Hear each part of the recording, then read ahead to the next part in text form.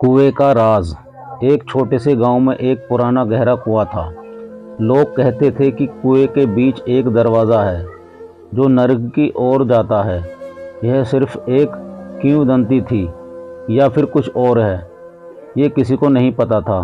गांव के ही एक नौजवान राहुल को इस कुएं में दिलचस्पी थी और वह एक खोजी इस स्वभाव का लड़का था और इस रहस्य को सुलझाने की उसकी इच्छा बढ़ती जा रही थी। एक दिन हिम्मत जुटाकर वो कुएं के पास गया। रस्सी और टॉर्च लेकर धीरे धीरे नीचे उतरने लगा। कुआं बहुत गहरा था, अंधेरा घना था, उसके हाथ पैर पसीने से तर हो रहे थे, लेकिन जिज्ञासा उसे आगे बढ़ा रही थी। अचानक उसकी टॉर्च की रोशनी कुछ चमकदार पर पड़ी। उसने नीचे देखा तो उसके पैरों से जमीन खिसक गई। वहां कुएं की दीवार में एक चमकदार धातु का दरवाजा था। वो डर के मारे कुछ पल के लिए वहीं खड़ा हो गया। फिर हिम्मत जुटाकर उसने धीरे से दरवाजे को खटखटाया। उस वक्त उसे क्या लगा पता नहीं, लेकिन दरवाज़ा धीरे धीरे खुलने लगा। अंदर से एक ठंडी हवा उसके चेहरे पर लगी। वो डर के मारे चिल्लाया और ऊपर की ओर रस्सी पकड़ने लगा, लेकिन देर हो चुकी थी। दरवाजे के अंदर से एक काली छाया निकली जो राहुल की ओर बढ़ने लगी। राहुल की चीख काफ़ी देर तक गूंजी, लेकिन फिर सब शांत हो गया। अगले दिन कुएं से सिर्फ राहुल की टॉर्च बरामद हुई और कुएं का दरवाज़ा हमेशा के लिए बंद हो गया। गांव वाले अब और भी डरने लगे थे। वो कहते थे कि राहुल नर्क में चला गया है और कुएं के नीचे का रास्ता अब हमेशा के लिए बंद हो गया है। लेकिन क्या सच में? ये तो वहां जाने की हिम्मत करने वाला ही जान सकता है। राहुल की गुमनामी के बाद गांव में एक अजीब सा सन्नाटा छा गया। लोग डर के साए में जीने लगे। बच्चे रात को सोने से डरते थे। बूढ़ी औरतें कुएं के पास तक नहीं जाती थीं। कुछ लोग तो ये भी कहने लगे कि रात को कुएं से अजीब अजीब आवाज़ें आती हैं।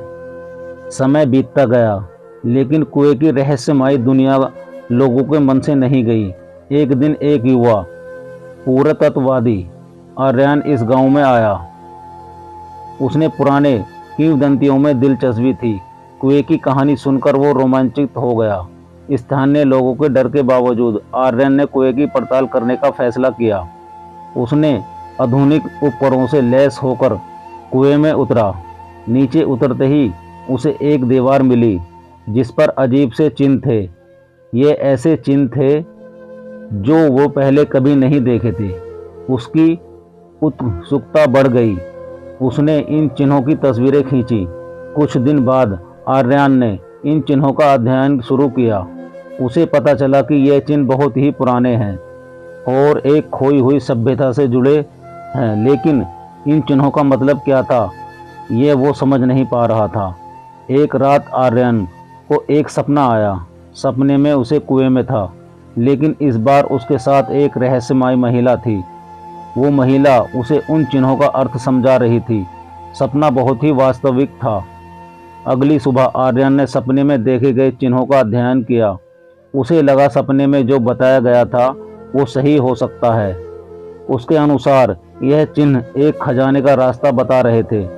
उत्साह से भरकर आर्यन फिर से कुएं में उतरा।